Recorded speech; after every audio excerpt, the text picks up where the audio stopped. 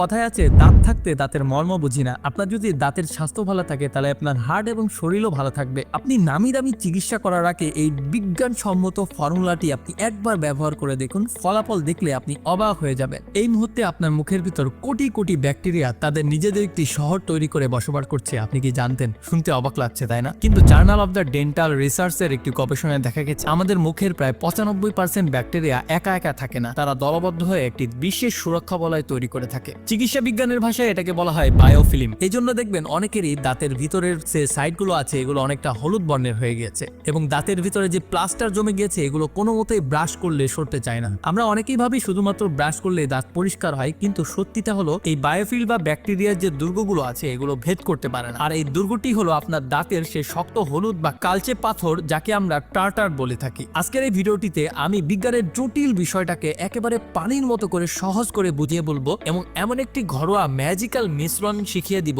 যা আপনার দাঁতে লেগে থাকা ব্যাকটেরিয়ার যে দুর্গ আছে এটাকে ভেঙে আপনার দাঁতকে একদম ঝকঝকে এবং সবচেয়ে মজবুত করে তুলবে। তো হ্যালো এভরিওয়ান, আসসালামু আলাইকুম। আমি ডাক্তার বিল্লাল আহমেদ। আমার মিশন এবং মিশন আপনাদের সকলকে সম্পূর্ণ ন্যাচারালি এবং সাইড এফেক্ট ছাড়া সুস্থ রাখা। আপনি যদি আমার এই চ্যানেলে নতুন হয়ে থাকেন তাহলে অবশ্যই চ্যানেলটি সাবস্ক্রাইব করে রাখুন, কেননা এরকম ইনফরমেটিভ এবং ব্যতিক্রম ধরনের চ্যানেল বাংলাদেশে আপনি খুঁজলেও আরেকটি পাবেন না। তো চলুন শুরু করা যাক। আপনি কি কখনো নদীর ঘাটে বা পুকুরের যে পাড়ের পাথরগুলো আছে এর উপরে পা দিয়েছেন? খেয়াল করে দেখে যে এই পাথরটি অনেকটা পিচ্ছিল হয়ে থাকে। আপনি যতই এর উপর পানি ঢালেন না কেন সেই পাথরটি কিন্তু পিচ্ছিলই থাকবে, সেটা কোনো মতেই খসখসি করা যায় না, সেটার উপর এক ধরনের একটা শ্যাওলা পড়ে যায়। ঠিক একই ঘটনা ঘটে আমাদের দাঁতের উপর। এই ব্যাকটেরিয়াগুলো নিজেদের বাঁচানোর জন্য দাঁতের উপর একটা পিচ্ছিল আঠালো ঘর তৈরি করে রাখে। তারপর তারা সেই ঘরকে শক্ত করার জন্য সিমেন্টের মতো একটা উপাদান ব্যবহার করে থাকে, আর সেই সিমেন্টটি হলো ক্যালসিয়াম। এখন প্রশ্ন হচ্ছে ব্যাকটেরিয়াগুলো এই ক্যালসিয়াম কোথায় পায়? আর এটাই হচ্ছে সবচেয়ে মজার ব্যাপার এবং ভয়ের ব্যাপারও। যখন আপনি চিনি বা মিষ্টি জাতীয় খাবার খান,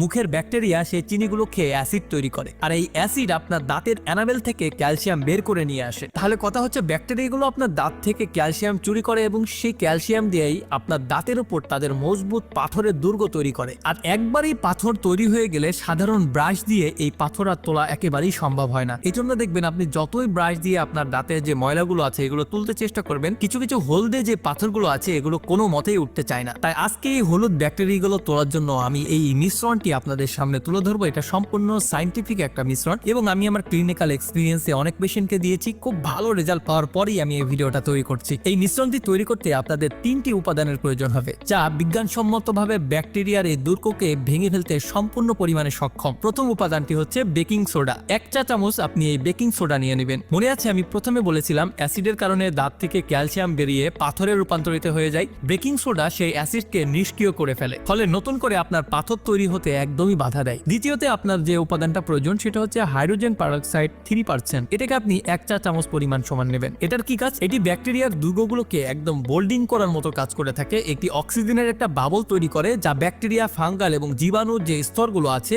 এগুলোকে একদম ভঙ্গুর করে ফেলে। এটি আপনি যে কোনো ফার্মেসিতে খুব সস্তায় পেয়ে যাবেন। তৃতীয়তে যে উপাদানটা আপনার প্রয়োজন সেটা হচ্ছে আধা কাপ পানি। কিভাবে এটি এখন বানাবেন? একটি গ্লাসে আধা কাপ পানির সাথে বেকিং সোডা এবং হাইড্রোজেন পারঅক্সাইড মিশিয়ে নিন। রাতে ঘুমানোর আগে সাধারণভাবে ব্রাশ করার পর এই মিশ্রণটি আপনার ব্রাশের সাথে লাগিয়ে নিয়ে আলতো করে আপনার দাঁতগুলোতে একটু মাজুন, অথবা এই মিশ্রণটি আপনি মুখে নিয়ে 1 মিনিট কুলি করে এই মিশ্রণটি ফেলে দিন। কিন্তু সতর্ক থাকবেন এই মিশ্রণটি কখনোই যাতে গিলে ফেলবেন না। কুলি করার পর সাধারণ পানি দিয়ে মুখটি ধুয়ে ফেলুন। বন্ধুরা, আমি গ্যারান্টি দিচ্ছি, আমি আমার পার্সোনাল ক্লিনিক্যাল এক্সপিরিয়েন্স দিয়ে বলছি, এই ফর্মুলাটা আপনি যদি সপ্তাহে 3 দিন করতে পারেন এবং এভাবে 3 থেকে 4 সপ্তাহ করতে পারেন, আপনার দাঁতের যে হলদে পাথরগুলো আছে এগুলো অবশ্যই অবশ্যই অবশ্যই চলে যাবে। এটি আমি আমার পার্সোনাল এক্সপিরিয়েন্স দিয়ে বলছি। এবার তো পাথর পরিষ্কার হলো, কিন্তু যাতে আর কখনোই এই পাথর না জমে তার জন্য আমাদের 2টি সিক্রেট উপাদান করা প্রয়োজন। প্রথমটি হচ্ছে ভিটামিন K2। এটা আমি সবসময় ট্রাফিক পুলিশের সাথে একটা উদাহরণ দিয়ে থাকি। ভিটামিন K2 হলো আমাদের শরীরের ট্রাফিক পুলিশের মতো কাজ করে থাকে। আমরা যখন ক্যালসিয়াম খাই,